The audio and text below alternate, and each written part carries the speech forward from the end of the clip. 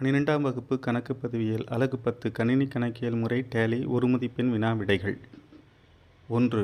பயனரின் தேவைக்கேற்ப தயாரிக்கப்படும் கணக்கியல் அறிக்கையானது குறிப்பிட்ட நோக்க அறிக்கை.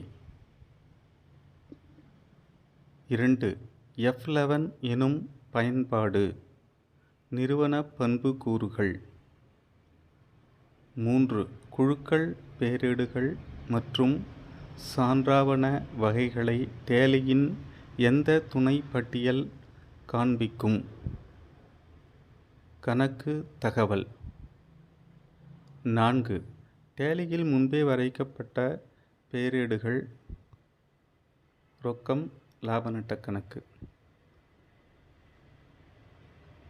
1 மற்றும் 2 இவை இரண்டும். 5. எதிர்பதிவு சான்றாவணம் எதற்காக பயன்படுத்தப்படுகிறது? அலுவலக பயன்பாட்டிற்காக வங்கியிலிருந்து எடுத்த ரொக்கம். 6.